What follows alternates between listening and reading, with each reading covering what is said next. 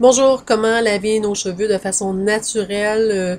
Il y a beaucoup la mode du no-poo, sans shampoing. Donc, effectivement, le shampoing maintenant a des produits qui agressent beaucoup les cheveux, on a besoin de les relaver très souvent, bien évidemment.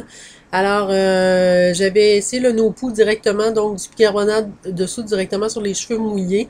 Je trouvais que ça desséchait beaucoup mon cheveu, donc j'ai arrêté l'utilisation. Je l'ai fait aussi avec du lait de coco, qui était bien aussi.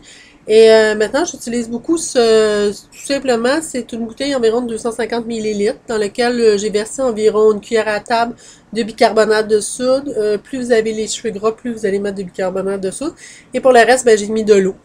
De l'eau soit filtrée, de l'eau de source, une eau autant que possible sans chlore.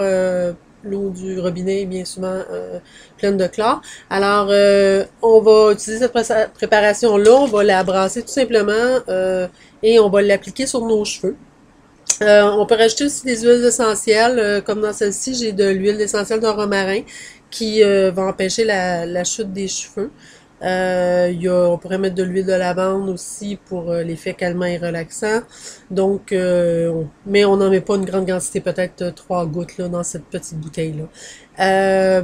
Et c'est ça, on va le mettre sur les cheveux, on va l'appliquer, s'assurer qu'il y en a un peu partout, surtout sur le cuir chevelu. On va masser doucement. On va laisser reposer peut-être quelques minutes. On rince ensuite. Et pour ce qui est du rince-crème, tant qu'à rester dans le naturel, ben on va y aller avec un rince-crème aussi naturel. C'est le même principe, donc c'est toujours le principe de la bouteille, de la petite bouteille. Et on va mettre, selon toujours si vous avez les cheveux gras ou moins gras, c'est donc du vinaigre de cidre biologique. Non pasteurisé avec la mer autant que possible. Donc, on va ajouter à peu près l'équivalent d'une cuillère à table dans le contenant d'une bouteille. Ayez pas peur pour l'odeur, là, vraiment, ça reste pas dans les cheveux.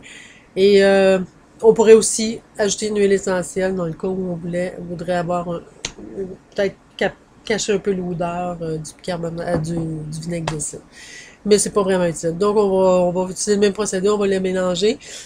On va le verser sur les cheveux, cuir chevelu, ça va rétablir le pH aussi du cuir chevelu en même temps.